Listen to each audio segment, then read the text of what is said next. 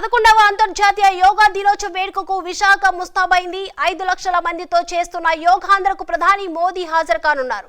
భారీ భద్రతా ఏర్పాట్ల మధ్య ఈ కార్యక్రమాన్ని నిర్వహిస్తున్నారు. ఈ యోగా దినోత్సవం విశాఖను ప్రపంచ పటంలో ప్రత్యేక స్థానంలో నిలుపుతుందని కూడా ఎంపీ అప్పలనాయుడు తెలిపారు.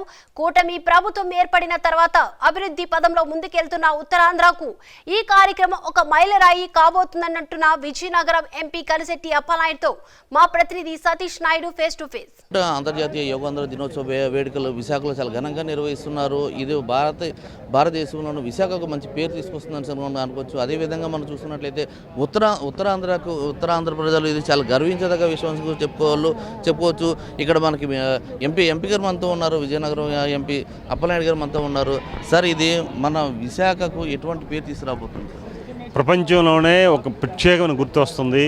ఆంధ్రప్రదేశ్లో ఉన్న విశాఖ నగరం ఈరోజు చాలా గర్వపడుతున్నాం. ఉత్తరాంధ్ర పౌరుడిగా, ఆంధ్ర పౌరుడిగా, భారతీయుడిగా చాలా హ్యాపీగా ఉన్నాం. ఎందుకంటే గౌరవ ముఖ్యమంత్రి చంద్రబాబు నాయుడు గారు ప్రత్యేక శ్రద్ధ తీసుకొని ప్రధానమంత్రి గారిని రిక్వెస్ట్ చేసిన తర్వాత ఈరోజు వారు వచ్చిన తర్వాత కూడా ఒక లైన్ అంతా పూర్తిగా ఒక ఆలోచనతో ముందుకెళ్లే పరిస్థితి అవన్నీ కూడా ఉన్నాయి. అందుకు ఈరోజు ప్రతి ఒక్కరు కూడా ఒక బాధ్యతగా తీసుకుంటున్నారు. ఆ బాధ్యతని ప్రతి గ్రామీణ ప్రాంతాల్లో, ఎందుకంటే యూత్ కూడా ఇందులో ఇన్వాల్వ్ అవుతున్నారు, మహిళలు ఇన్వాల్వ్ అవుతున్నారు.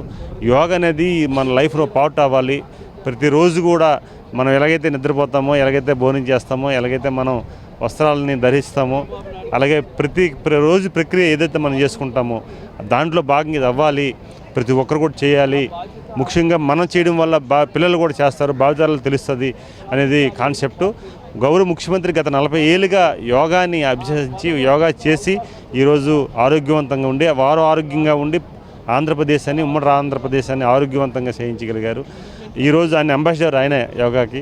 ఎందుకంటే వారు అద్భుతంగా వారు ఇప్పటి నుంచి చెప్తుంటే చాలామంది యోగా ఏముందనుకున్నారు. ఈరోజు ప్రతి ఒక్కరూ వారి మాట ప్రకారంగా మళ్ళీ వారి బాటకు వచ్చి ఈరోజు అద్భుతంగా చేస్తామని తెలియజేసుకుంటున్నాం. సరే, మోడీ గారు ఊదూత్ కార్యక్రమంలో ఇక్కడ రావడం జరిగింది. ఇది మన విశాఖను స్మార్ట్ సిటీ చేశారు.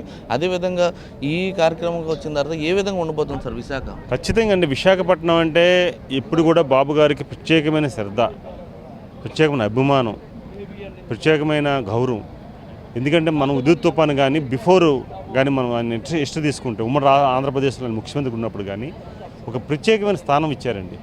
ఈరోజు ఇప్పుడున్న ఆర్థిక పరిస్థితులు కూడా పక్కన పెడితే ఈరోజు ఐటీ హబ్ కానీ, విశాఖ స్టీల్ ప్లాంట్ కానీ, ఆర్థికపరమైన పేఆర్టీ కానీ, ఇప్పుడు ఆరోగ్యపరమైన పేఆర్టీ కానీ, ఒక ఐడెంటిఫికేషన్ గల పేఆర్టీ కానీ ఇప్పుడు విశాఖ నగరానికి ఇచ్చారు. కష్టం వచ్చిన ఆయన ఉన్నాడు, ఆనందంలో కూడా ఆయన విశాఖకి ప్రయారిటీ ఇచ్చారు. అది ఆయన క్యారెక్టర్. అందుకే ఈరోజు ప్రతి ఒక్కరు కూడా గౌరవించుకుని వెళ్తున్నారు. ఖచ్చితంగా ప్రతిరోజు ఆ ఆలోచనతో ఉన్నారు.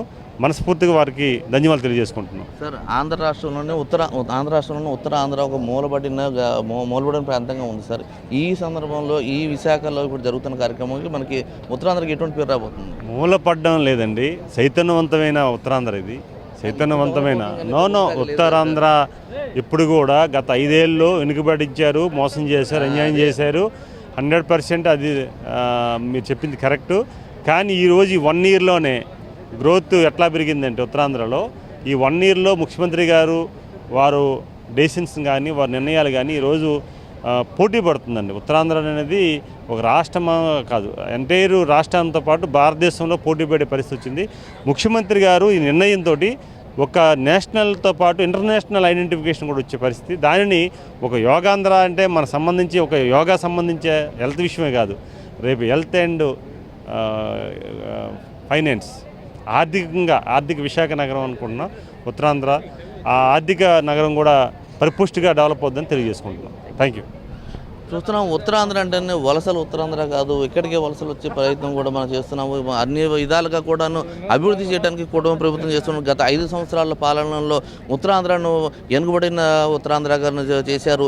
అయితే కూటమి ప్రభుత్వం వచ్చిన తర్వాత ఇటు ఇండస్ట్రీస్ కానీ అది అన్ని రకాలుగా అభివృద్ధి చెందుతుంది. ఒక అభివృద్ధి అంటే ఒక ఆర్థికంగా అభివృద్ధి చెందే విధంగా కూడాను చంద్రబాబు నాయుడు గారు ప్రయత్నాలు చేస్తున్నారని అనుకుంటాను మనకి ఎంపీ అప్పలనాయుడు గారు తెలియజేశారు. Cameraman Srinivasarao, Satish Naidu, prime minister, Visakhapatnam.